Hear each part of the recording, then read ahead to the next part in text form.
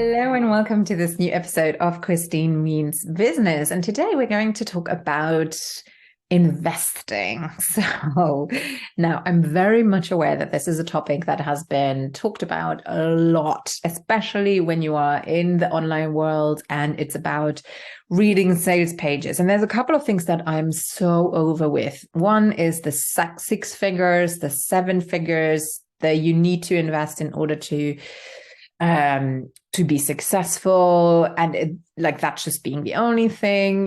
So there's a lot of things that that don't sit well with me. So today I want to talk about investing in a way that maybe refers to how I feel when I do it, and to also explain what it can release in you when you cherish what your money is getting you. So there's different, and I've already talked about it in terms of don't just charge high end, quote unquote, and think that just because you charge a lot of money for it, it is actually worth more, because it isn't necessarily. And I mean, listen to that episode to hear me explain why I'm really annoyed with that philosophy. And then I think a lot of people are simply overcharging. Now, on the other hand, though, I also think that when the value corresponds, investing into something is the most amazing feeling in the world. And it's also a character trait. I really think it is a character trait. I was not raised to be lavish on spending money. I think I was rather raised not of a frivolous family. I think we were, middle class, and we weren't ever wanting for anything, but it was not that we were ever extravagant. And I think it was more maybe important for us to not even appear to have too much money, rather than stay humble and be like the Robinsons, rather than being just like, these overly, kind of nouveau riche kind of people who flaunt their money in order to be taken seriously. I think that's more what I was raised in a way that it was even weird to show beautiful things. But it's not my nature. My nature is actually to invest quite readily, whether it is in the stock market or whether it is in products or services. So I have never been afraid to invest. I've been disappointed more than a few times, but I've also invested in things where I knew I would get quality.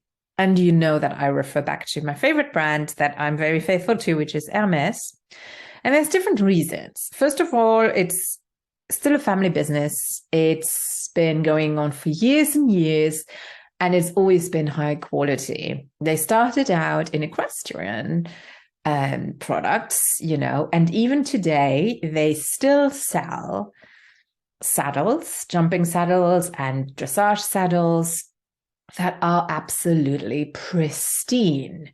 Yes, you will pay 6,000 instead of 600. However, everything is hand stitched. You get it measured.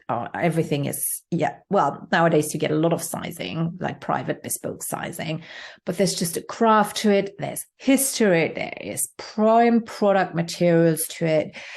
I love their cherish. I have shoes from them. I have handbags from them. And every item is on par. Every item has gone through rigorous quality control, and I have never been disappointed with them. You just feel it. You pick it out. Everything is a pristine experience, whether you buy it even through their online store or whether you walk into a brick and mortar store of theirs. It's a whole experience, the whole thing. And I am not afraid to part with my hard-earned money, because I know what I get in return. I will love it and cherish it forever. And I also love wearing it. And yes, it does make me feel different. The same is true when I invest in coaching services. I have been wrong. I have done investments that did not pan out the way I wanted to. But I also have done them when they are just perfect. As currently, as we're recording this, it's February 2023. I am in a small mastermind with a brilliant coach that I adore. She's a lot younger than I am. She's only 26. I'm turning 40. But she knows her stuff, and the community is great, and I'm getting exactly what I need in a container with other women at the same level and above, which inspires me. And yes, I had to pay an entry fee in order to get access to this, but I was happy to do so, and I don't regret it one bit. I cherish it. I really challenge it. I take advantage of it. So I rarely have buyer's remorse.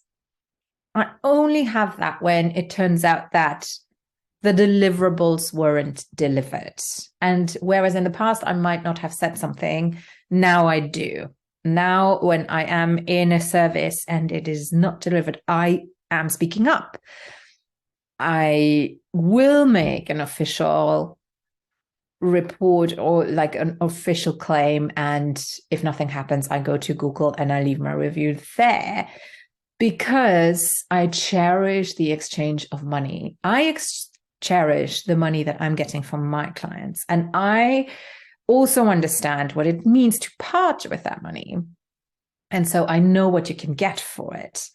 I think that's something that some people just lack, in a way that if you've never flown business class, you don't quite understand the price point, I think. It's difficult to understand why people would pay that amount.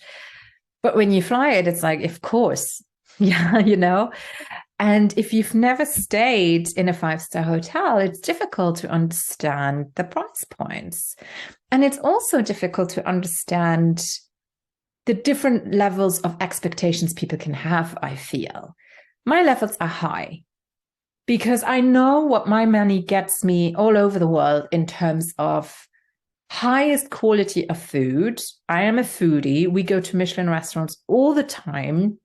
When we watch Netflix and we look at the chefs in Chef's Table, we will go to their restaurant. We've been to Pujol in Mexico City, because it's the 5th best restaurant in the world. We try those things. When we travel as well, I go to highest quality hotels. I see the service that is available. And that sets my bar in a way that I understand what can be expected. Why am I telling you this? It's because you will work with people who have the same high bar. And if you've never been in touch with that, it can be difficult to gauge what you're charging for and what they expect. And it can be very disappointing on their end. The same is true for user experience and client experience in general. It doesn't need to be like I've been talking about food and gastronomy and hospitality sector, but it's the same for any product or service. Ever since I started my business, I've been very wary of seeing how people sign up their clients, how they send out contracts, or if I go into a store, do they have a follow-up system? Do they have a newsletter system? Do they stay in touch and care for recurrent clients? Same for online. And it really annoys me if things do not run smoothly. If I, as a client, have to jump through hoops in order to get something done, it really ticks me off. And so one of my specialties is really to go through businesses and make suggestions and say, look, this is tedious for your client. This is tedious for your clients. You can do this tweak and this tweak and this tweaks, and you will be at a different level, where you will either surprise clients and they will be, I got more than unexpected, or where they will at least say, okay, I got exactly what I expected, versus, you know what, I paid too much. And I think that's worth a lot.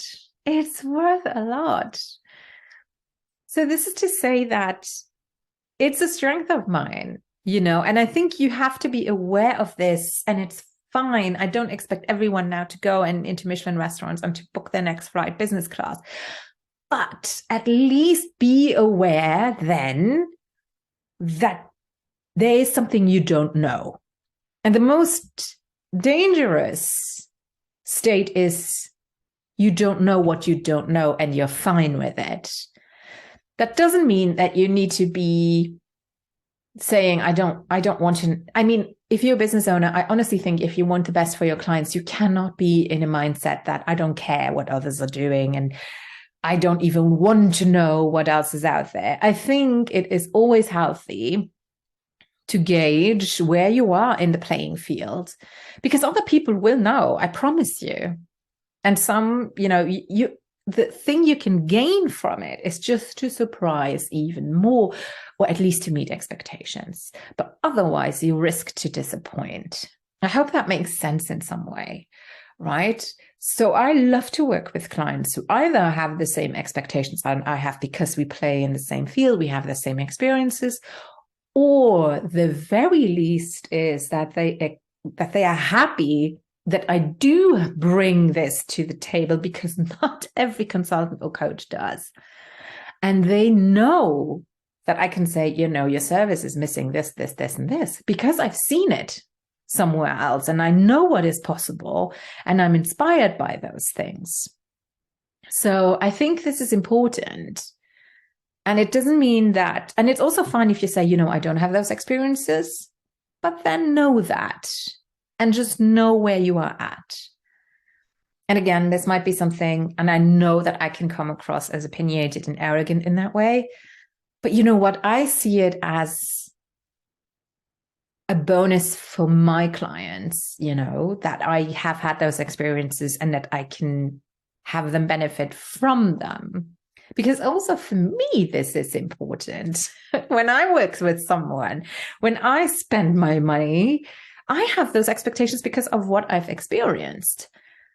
So this is maybe to avoid even disappointment that you don't understand, where you're baffled. Like, how could they not think this is an amazing 5-star experience? And I can tell you immediately why. It's because a real 5-star experience is this, this, this, and this. So I hope this makes sense in a way. And again, it's not saying that you need to have had all of those experiences and that now you need to spend all this money in order to live through them. But it is about knowing what you don't know. And that is cool. I absolutely respect that. What I don't respect is people just, sticking a high-end label on something that actually isn't. And just thinking that because they claim it is, it carries the weight, it pulls its weight just because they claim so. No, that's not how it works. It really isn't. So I hope that makes sense in a way, in my Christine kind of explanation way. And yeah, if you have questions, let me know. If you have favorable remarks, let me know. If not, then just please unfollow me and just, keep those to yourself. So I don't need angry and super frustrated things. No, I welcome any opinion. And this is really meant from a place of service in terms of it's great to know what you don't know. And if you can get some help with that, that's what I'm for. And if we speak the same language, even better, because we can, oh my God, we can really go there and optimize everything to the even better and just make it the best it can truly be. I'm excited. So that was it for today. I will see you in 2 weeks' time. Bye-bye for now.